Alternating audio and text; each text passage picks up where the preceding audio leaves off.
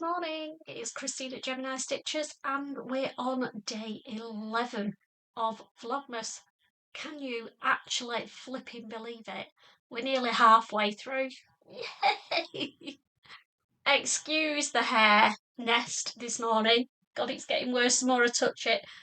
I was at the hairdresser's yesterday and it's the products they put on it when I've slept. I must roll around something wicked in the night and I get up the next day and it's like ping. Anyway, I've tried to calm it down a bit, but at least the roots are sorted. When it's washed, it'll be fine. So, I've had the most fabulous weekend down on Anglesey. And I did promise I was going to do some vlogging while I was there. And did I? Not that much, to be fair. The weather was torrential. Rain on rain on rain. So we didn't get many lovely walks for me to vlog. And when we went out to eat, I was too busy enjoying it. So apologies for that. Anyway, shall we actually open day 11 on the day that it's meant to be opened? Because normal service has resumed. This is day 11 and I'm here on day 11, if you get my drift. So let's do Fabric Godmother. Number 11. Ooh! Love the colour of this box. Sounds empty actually, which is a bit of a worry, but I've said that before. And then it's not big. Oh, no, there is some tissue paper in here, which obviously making it not rattle. And we've got a bobbin of gorgeous gold sparkly thread. Is it Gutterman's? Yes, it's a Gutterman thread, which is really good quality. Great for this time of year. So that is going to get used. Is it value for money in a £120 advent calendar? I'm not sure, but we'll see. We were ahead of target at the end of week 1, weren't we, with £37 something? And I've got to start totting up this week's. So I think I'll go and do that at some point today and bob on later with an update of where we're up to with the value for money of the Fabric Godmother calendar. But that's a win from me because it will get used. And today, in my 12 days advents, is a Sam day. I love Sam days. Shall we get it? Let's have a look what day we're on. We're opening number 6 today. I've been organised and found it in the box. Number 6. Oh, yeah. Oh, it's a bit squidgy. I think it's scented. I'm not sure though. I must wash it too much and damage it. Let's get this baby open. Now, Sam has made most of these gifts. She's put me to shame. But that's okay. Oh. Some pom-pom. Prim. Because making sure I'm stocked on stuff is how Sam. There's loads of stuff in here. Oh, some gorgeous Christmassy ribbon. Sparkly, that one. Oh, now. This is ribbon. That's a tape measure. How cute can you see? It's gauze grain ribbon done as a tape measure. How cute is that? Oh, that will come in really handy when I'm making sewing related things, which I do quite a lot of actually. And some gorgeous tartan bias binding. Oh, that is beautiful. There's quite a lot of it as well. She's been very generous. So thanks for those, Sam. They are really, really going to get used. Put those in my stash. And the other thing that I'm looking around for is here. The other thing I wanted to do today, I'm apologising to Sam because in her 12 days of Advent, she'd put a card and it had fallen, don't know how, but it had fallen to the bottom. And I only spotted it when I was sorting it out through the box to find number 6 today. And she sent me a thank you so very much card. I just thought I'd share it with you because it's lovely. And it's nice to read nice things, isn't it? So, what I should have read when I opened the box but didn't is, I made everything for you in the parcels apart from the obvious and the smelly item in parcel 12. Oh, that sounds interesting. The wreath, all created by me. That wreath is beautiful, and I'll pop a pic of it up here so you can see what she's talking about. It's hung on my wall. Dear Christine, happy Christmas. Thank you for your friendship, support and chats this year. I feel very lucky to have met you. I loved creating this for you, Sam. Oh, I've enjoyed our chats as well, Sam. It's been a fabulous friendship journey, hasn't it, so far? And we are planning to actually meet up, fingers crossed, in January. So we've never met in person. I'll just tell you a little bit about me and Sam.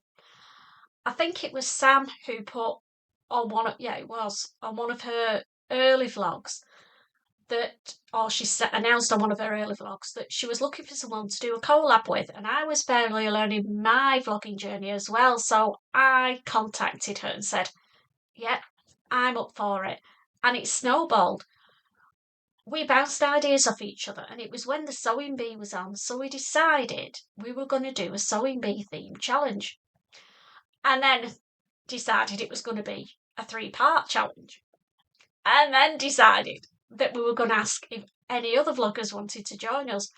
And we cobbled it all together in the space of 2 weeks and ran a 3-month challenge on YouTube. So if you want to go and watch, if you didn't catch the Busy Bee Sewing Challenge, I do have a playlist with it all on so you can watch all the vloggers who took part. There were there 5 or 6? Can't remember now. And we're going to have a chat after Christmas to decide. Well, I think we're definitely doing it again next year, but obviously we've got more time to plan it, so it might be a little bit more organised and maybe a bit bigger. Watch this space.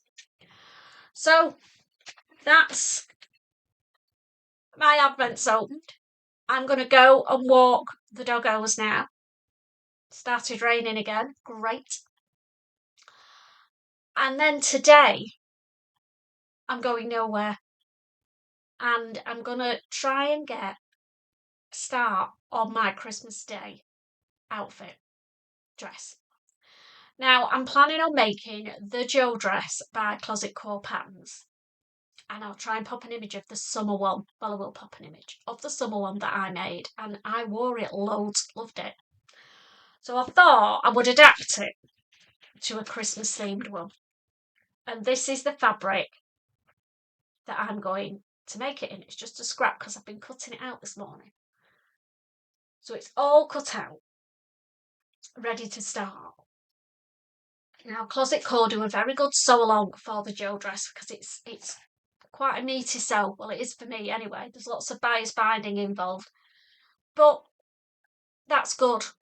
So it's time consuming, so I need to get cracking on it. So I'm going to start it today and we'll see how far I get. I think last time it took me about 4 full days of sewing to do it, so I do need to make a start on it because I've still got a few Christmas gifts to sew up as well. What else am I doing today?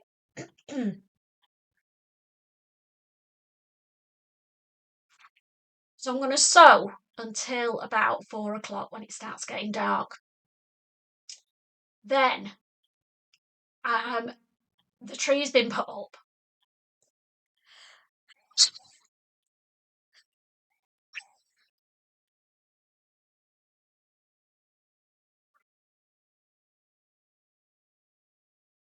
While I was away at the weekend, my son's put the tree up, but he doesn't decorate it. I hate it's like an artificial tree with loads of things that have to be. Oh, bores the hell out of me. So Ben's done that.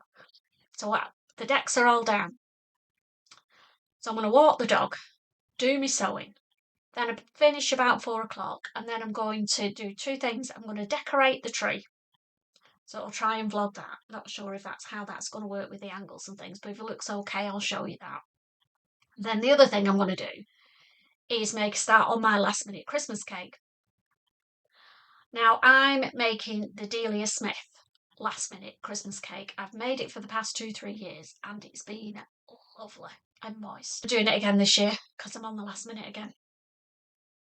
So I will pop the link to the cake below. If you fancy making the cake, I'll be getting all the dry ingredients ready, the fruit and the nuts, etc., that need to soak overnight. I'll be doing that either before or after the tree. So they're the 2 Christmassy things that I'm going to do. So I'll go through all the ingredients that need to soak overnight if you're interested, but I'll bob that on the end so that if it's not for you, you don't have to watch it.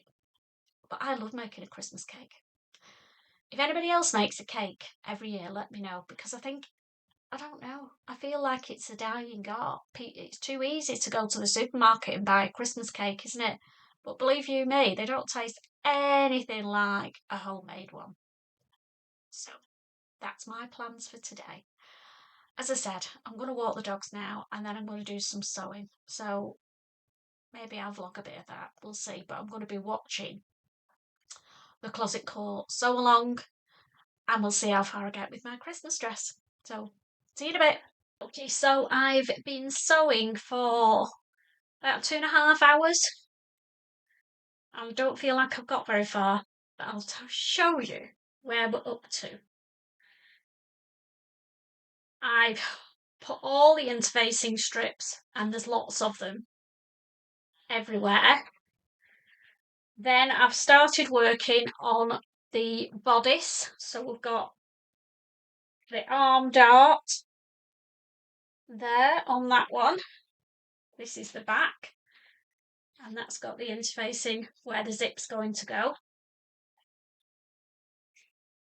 And there's the front. That's got 2 darts on the waist and 1 on the arm. And then I've made a start. Bit of a head scratcher this one, but I have made a start on the sleeve binding. It's like it's done in reverse.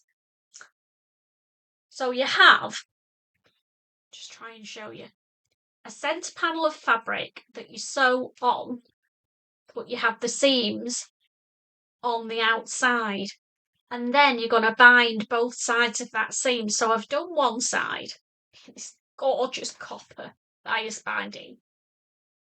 So that goes all the way along the outside of the sleeve. And then round the top of the back of the neck. And the idea is that it creates the croissant sleeve by giving just outside of the sleeve structure, in theory. So, one half done, and the other one done, both on the back. And then the next bit is to attach it to the front, but that incorporates the front of the bodice as well.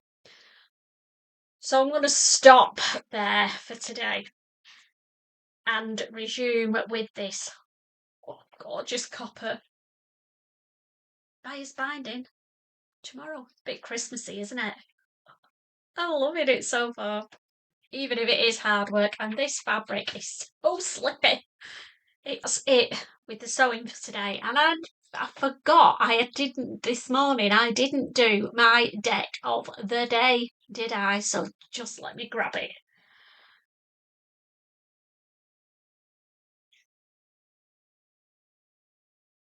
Are you ready for today's decoration?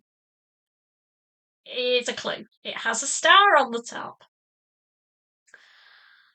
And I've made a beautiful 3D Christmas tree with 2 contrasting fabrics. And then I've put some gorgeous little glass confetti baubles on all the ends of the tree, and then I've just hot glued 2 stars to the top. Now this is going to sit at the side of my sewing machine.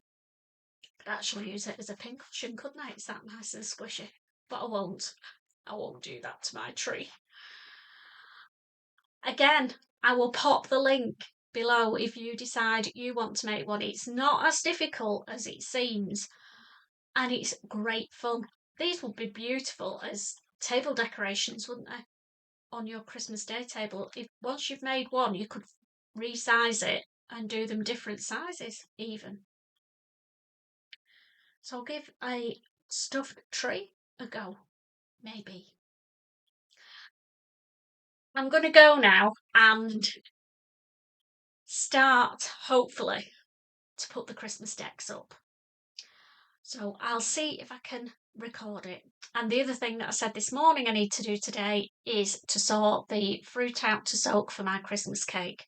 So I think I'll do that first and then make a start on the decks.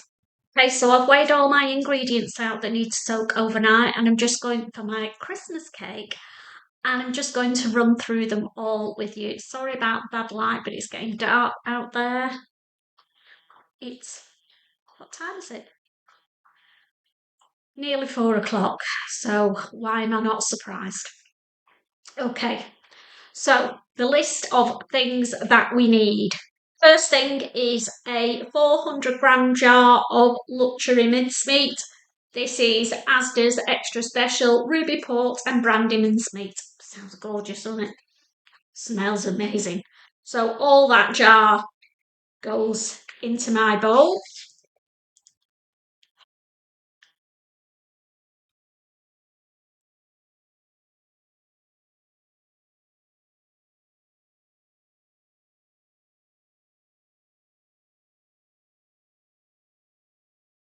What's next?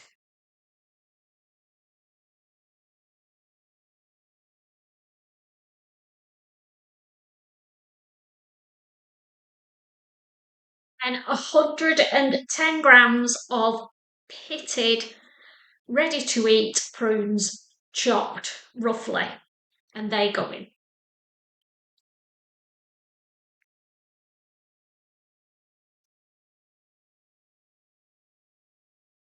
50 grams of glacé cherries.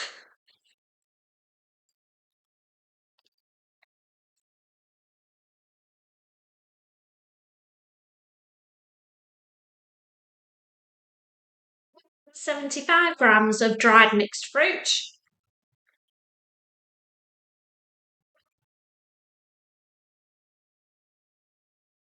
50 grams of chopped mixed peel, which is, I don't know, about that much. It's only 50 grams. Give that all a good mix, and then I'm putting 150 ml of brandy in with it for it to soak overnight. Got to love a brandy Christmas cake. So there's my 150 ml brandy on the top. And there we go. There is my pre-soaking ingredients all ready, and tomorrow we'll get the Christmas cake made.